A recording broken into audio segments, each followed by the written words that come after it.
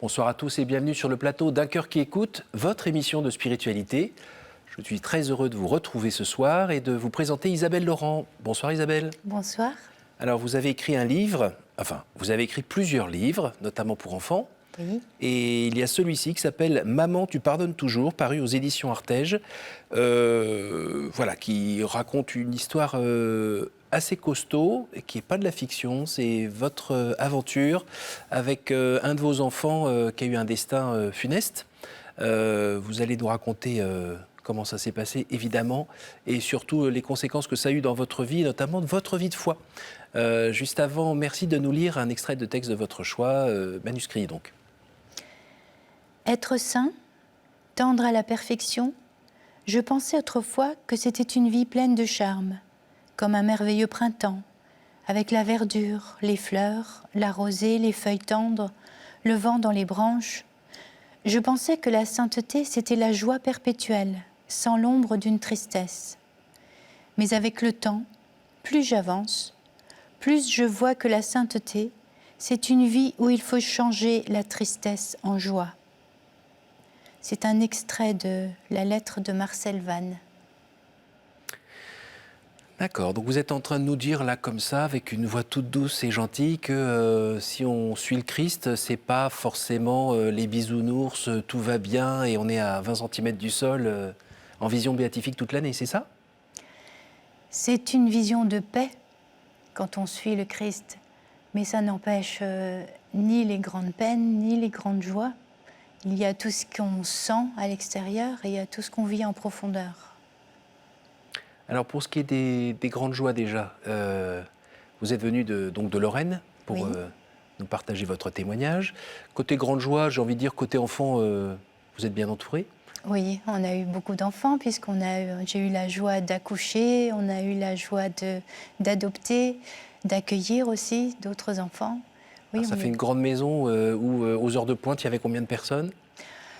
Nous avons eu 10 enfants, mais aux heures de pointe, il y en a beaucoup plus parce que les grands sont mariés, ramènent des petits-enfants. D'accord, donc grande maison. Une très grande maison, oui. Vous écrivez des livres pour enfants aussi depuis quelques années? Plutôt pour les grands jeunes. Pour les grands jeunes, oui. Oui, oui, j'ai commencé en fait par cette écriture-là. Ça me permet de rejoindre les enfants sans leur imposer quoi que ce soit. Parce qu'avec un livre, eh bien, on fait ce qu'on veut, on prend ce qu'on veut. Oui, c'est ce que vous dites, un livre, c'est de la conversation, mais on n'est pas obligé de répondre, de parler. Voilà. Et comme dans le livre, vous vous présentez comme quelqu'un qui avait plutôt tendance à être bien un peu en retrait du monde, Oui. à contempler, Toujours, notamment le monde mais, par la fenêtre, Oui. à écouter les bruits dans la maison, à être un petit peu en retrait. Oui, je suis plutôt une personne introvertie. Et côté écriture, vous racontez quoi? Dans mes romans, un peu de tout. En fait, j'essaye de mettre des personnages en scène qui vont traverser, comme la vie, en fait. Au départ, ça permettait à mes adolescents de traverser des épreuves sans les traverser réellement, mais de s'identifier au personnage et de voir, de se poser la question, qu'est-ce que j'aurais fait à sa place? C'est une autre manière de réfléchir. Donc, ce sont en général des histoires contemporaines. Et il y a un petit peu de Dieu dans le coin ou pas dans ces histoires? Alors, dans certains livres, oui, et d'autres, non. Oui. Alors, dans ce livre, la couverture tout à fait charmante, paisible, où il est écrit en bas « Il n'est rien de plus grand que le cœur d'une mère », eh bien, on se retrouve plongé dans un drame en plusieurs étapes, illuminé par la fin du livre. Je n'aurais pas écrit ça, c'est la maison d'édition qui a écrit ça, parce qu'il n'y a rien de plus grand non plus que le cœur d'un père. D'accord. C'est pour justifier le dessin. Oui. Alors, le drame qui est arrivé dans votre vie, on ne peut pas tourner autour du pot très longtemps, hein, vous le dites dès les premières pages dans le livre, c'est que tout d'un coup, des policiers sont venus chez vous pour vous annoncer la mort d'un de vos enfants. Oui. Ils sont venus nous annoncer le suicide de notre fils aîné, puisque on avait 3 filles avant, mais c'était le fils aîné. Et on nous a annoncé qu'il s'était suicidé dans les toilettes d'un cinéma parisien. C'est quelque chose qu'on ne peut pas entendre. Ah, qu'on peut à peine lire aussi. Hein. Oui. Le monde s'est arrêté. Le monde s'est arrêté, comme là, quand j'en parle, je n'ai pas les mots. C'est tellement dur. Mais je dis déjà un mais dès le premier jour, parce que je suis remontée, quand j'ai entendu ces phrases, je suis remontée dans ma cuisine comme une espèce de zombie. Oui. Je me suis avancée vers un tiroir sans savoir ce que je cherchais. Je l'ai ouvert, puis j'ai trouvé un petit sac en velours dans lequel il y avait la croix de Yann, puisque notre fils s'appelle Yann. Et cette croix, je la lui avais offerte lors d'un voyage au Liban. J'avais ramené une croix à chacun de mes enfants avec des petites phrases marquées dessus. Et puis chacun avait choisi la phrase qui lui parlait le plus. Et lui avait choisi cette croix où il était inscrit « Je te cherche ». Et il l'avait complétée. Je l'ai vu qu'après, c'est quand j'ai découvert la croix. Il avait écrit Jésus devant Je te cherche et puis il avait complété Yann, moi aussi. Et autour, avec des crayons de toutes les couleurs, il a marqué Jésus je t'aime, Jésus mon héros, Jésus premier dans ma vie. Et donc il y avait cette annonce à laquelle je n'arrivais pas à adhérer. D'ailleurs, on ne comprend même pas ce qui se passe. Et il y avait cette croix et ces mots écrits de la main de Yann, c'était son écriture. Mon premier mot a été « ben alors c'est pas grave ». Alors aujourd'hui, on peut peut-être se dire c'est n'importe quoi comme parole, mais pour moi, il était avec Dieu. Soit il était avec Dieu, soit c'était pas vrai. Le reste, je ne pouvais pas l'entendre. Côté foi, à cette époque-là, juste avant cette annonce, la vie de foi dans la famille, c'était quoi? C'était la prière en famille tous les soirs? C'était la messe le dimanche? Ou c'était un truc un peu lointain? Ah non, c'est pas du tout lointain. Depuis toute petite, moi j'ai été élevée dans la foi catholique. J'ai été à la messe depuis l'enfance, puisque j'étais même organiste. Et Dieu m'a toujours accompagnée. Et pour moi, le plus important, à chaque fois que j'étais dans la détresse ou que j'avais des peurs par rapport à mes enfants, j'ai toujours prié cette phrase « Seigneur, qu'aucun de ces petits ne se perde ». Donc là, cette croix, c'était je ne savais pas ce qui arrivait, je ne comprenais rien, mais cette croix me montrait que de toute façon, Yann ne pouvait pas être perdu. Parce que quand on entend suicide, on ne sait pas comment on réagit. Je ne peux même pas vous décrire tout ce qui s'est passé en moi. C'était le néant, il n'y avait rien, mais il y avait la croix. Il n'y avait que ça, en fait. Le désert et une croix plantée au milieu. Oui. Alors, c'est pas arrivé non plus un jour tout à fait par hasard. Le lundi de Pentecôte, vous le racontez, c'est un jour un peu extra pour vous. Oui, parce que j'ai fait ma profession de foi le dimanche de la Pentecôte et puis j'ai reçu l'Esprit Saint le lundi. Et tous les lundis de Pentecôte, c'est ma grand-mère qui m'avait raconté ça, donc moi j'y ai toujours cru, je recevais un cadeau par rapport à l'Esprit Saint. Alors je me disais, c'est un don. Et donc tous les lundis de Pentecôte, j'attendais mon cadeau. Et ce lundi-là, moi qui suis plutôt introvertie, qui n'aime pas la foule, qui n'aime pas le monde, je dis à mon mari, tu sais qu'il y a une fête dans le village à côté, et j'aimerais bien qu'on aille faire un tour. Il me regarde impressionné. Qu'est-ce qu'elle a? Et je lui dis, mais tu vois, ça doit être ça le don cette année. J'ose aller vers les gens. Et si je suis aujourd'hui ici, devant vous, je crois que ça fait partie du don, parce que c'est difficile pour moi de dire oui. Moi, je vous dis merci en tout cas. Donc, cette annonce vous arrive en pleine figure, suspend le temps, vous n'y croyez pas vraiment, et même à un moment, comme il n'y a pas de nom, il y avait juste vos coordonnées qui étaient dans sa poche, mais il y a pas de... C'est comme s'il était mort sous X, ou je ne sais pas comment on dit. Il n'y avait pas de nom, il y avait juste un billet appelé mes parents avec notre numéro de téléphone. Et donc un petit doute, est-ce que c'est lui vraiment? Parce que vous ne l'aviez pas vu. On ne l'a pas vu, et c'est surtout que quand mon mari a appelé, parce qu'on nous a donné un numéro de téléphone à appeler, parce que les policiers nous ont dit qu'ils ne savaient même pas comment il s'appelait. Ils n'avaient que le numéro.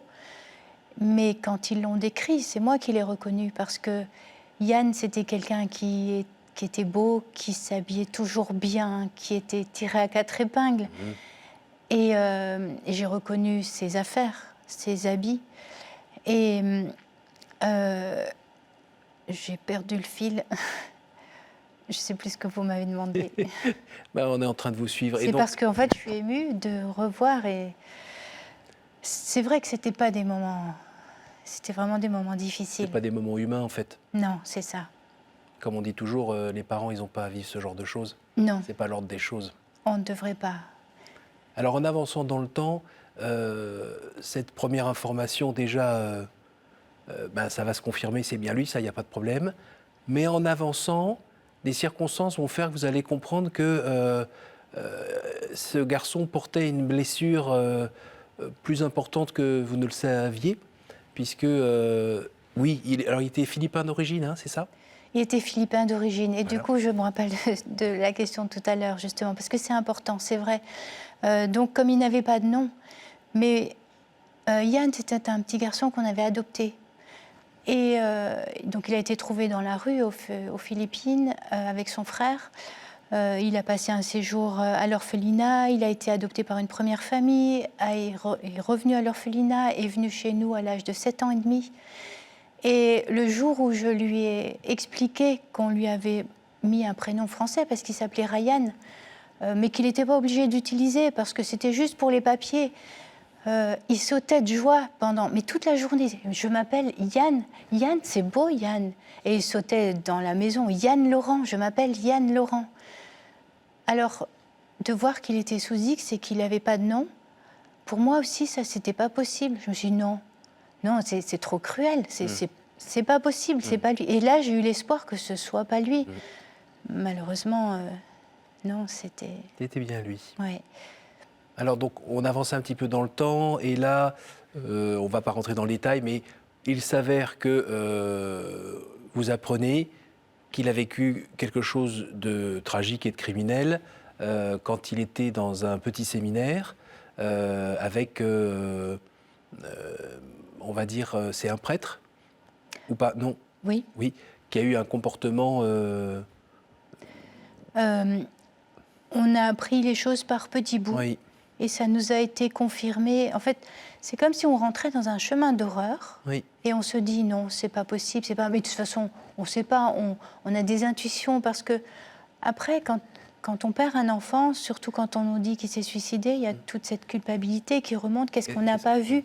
Et donc, on va aller refaire le chemin inverse et on va aller revoir depuis son enfance si est-ce qu'on est passé à côté de signes.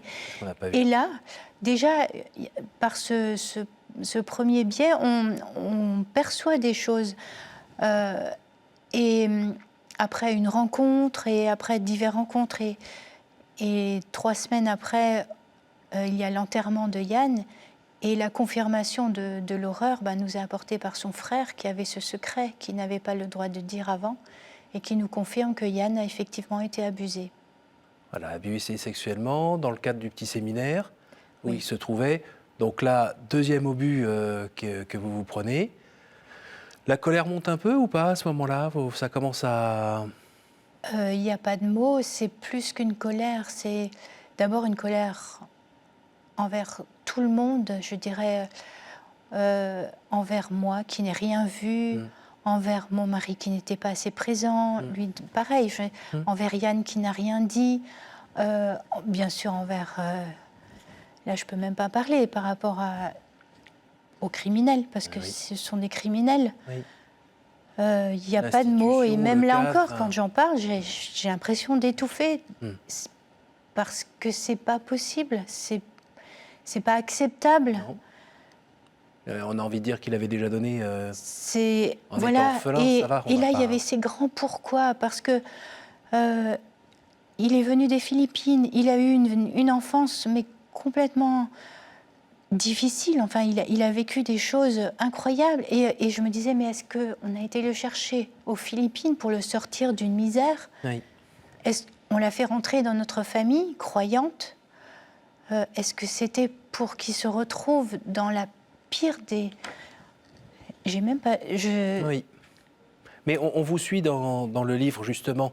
Je l'explique parce que j'ai dans beaucoup de ces mal allers-retours que vous faites entre cette enfance et aujourd'hui, enfin la découverte, on vous suit dans ces allers-retours et on voit bien tout ce monde qui s'écroule un petit peu en partie quand même, et cette culpabilité qui gentiment pointe son nez en disant mais qu'est-ce qu'on a raté, qu'est-ce qu'on n'a pas vu, et puis c'est pas fini parce que on continue dans cette affaire. Il y a un policier qui se contente pas de classer l'affaire, hein. Je ne sais pas, c'est un père de famille apparemment, qui fait un petit peu l'enquête, et puis il y a des coups de fil un peu bizarres, des histoires d'argent qui a été emprunté. On apprend que ce garçon était très très généreux avec les gens qui étaient autour de lui, il aidait tout le temps. On ne le savait pas au départ. Et vous le saviez pas? Nous, on savait juste qu'il avait emprunté. Oui. Donc c'est très difficile parce qu'il nous est arrivé plein d'informations. Voilà, plein d'informations. Mais il avait 30 ans aussi. Il avait 30 ans, oui. À 30 ans, on a eu le temps d'avoir une partie de vie où normalement on est un peu plus autonome. Oui, exactement. Et donc là, et comme en plus lui était un petit peu secret, il vous offrait son délicieux sourire en réponse à tout. C'était un être lumineux. Voilà. Tous ceux qui l'ont croisé retiennent son sourire, sa manière élégante et joyeuse en fait de discuter avec les personnes. Et puis c'était quelqu'un de très profond, de très généreux. Ça on le savait, on l'avait vu dans son enfance. Mais à ce point-là, non, ça on n'imaginait pas. Et alors en avançant, eh ben, finalement on va se rendre compte qu'il ne semblerait pas que l'histoire se soit écrite de la manière dont on vous l'a annoncé au début. Oui, alors tous ces gestes de... Je ne sais pas par où il faut que... C'est vrai que c'est compliqué, parce que c'est tellement... Quand on est allé voir le policier, on y a été plusieurs fois. Au début, il y avait un tout petit dossier, après il y en avait un gros. Et on sentait bien avec mon mari qu'il y avait d'autres choses derrière. On le sentait, mais on n'osait pas poser de questions. On a vécu ce chemin... Alors là, on le décrit, c'est vrai, humainement. Mais il ne faut pas oublier que quand on a des enfants, quand on met au monde des enfants ou quand on accueille des enfants, le Seigneur, il est bon, il est généreux et il ne nous donne pas juste un enfant comme ça, il nous donne comme une petite valise avec toutes les grâces qu'il faut pour vivre chaque moment, et y compris ces moments-là très douloureux. Et autant on a vécu des moments douloureux, de colère, autant à chaque fois, en parallèle, il y avait ces grâces, on était portés, et par la prière de tout le monde. Et donc, peut-être que quand je vous parle, on a l'impression qu'on vivait quelque chose de... Mais c'était un double...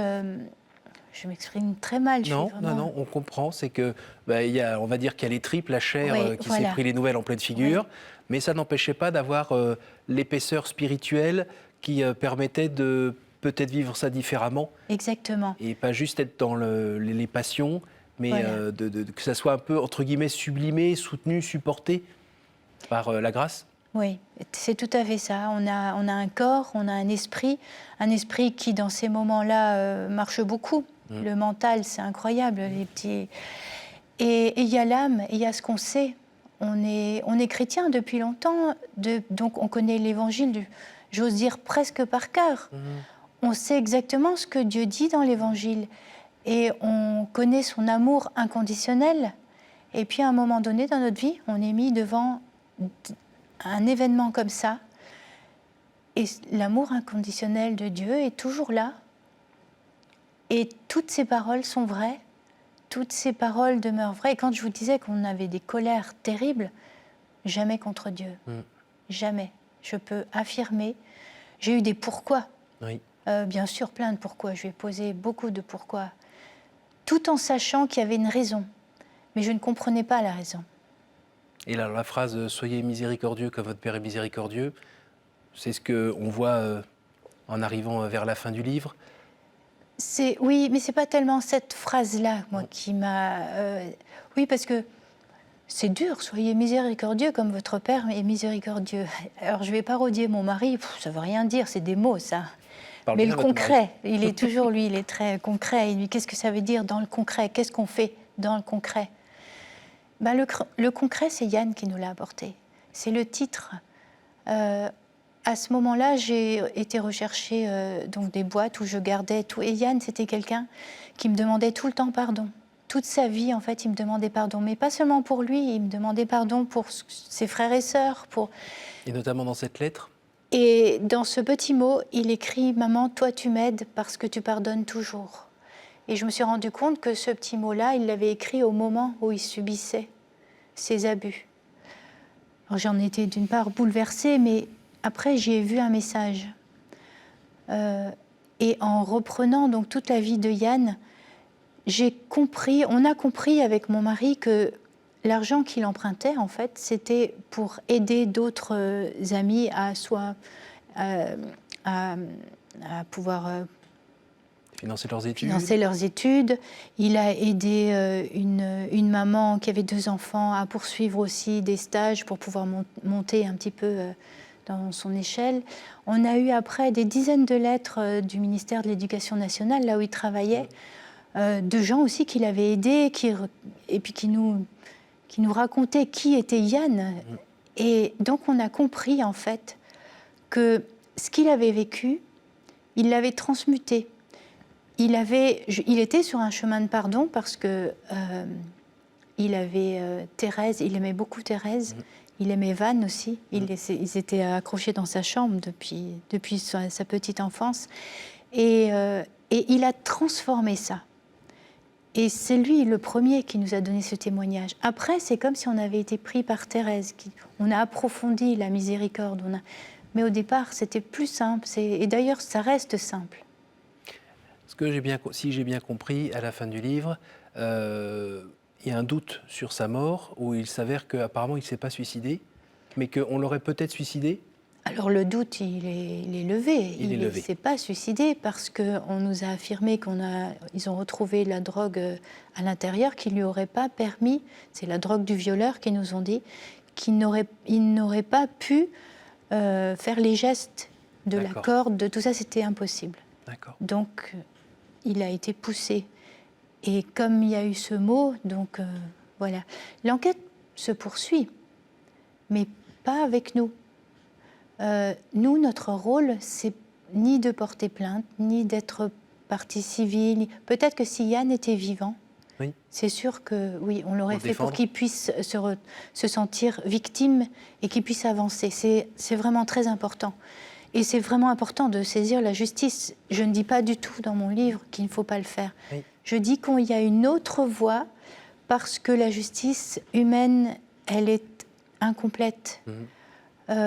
Et Dieu nous dit, vous ne pouvez rien faire seul.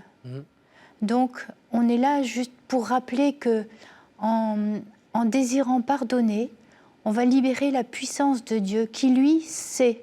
Il sait tout, parce que même dans tout ce qui se passe, il y a les gens qui passent à travers les mailles du filet. On voit bien, ça rejoint quand même ce qui se passe aussi dans notre Église. Et on n'est pas dupe.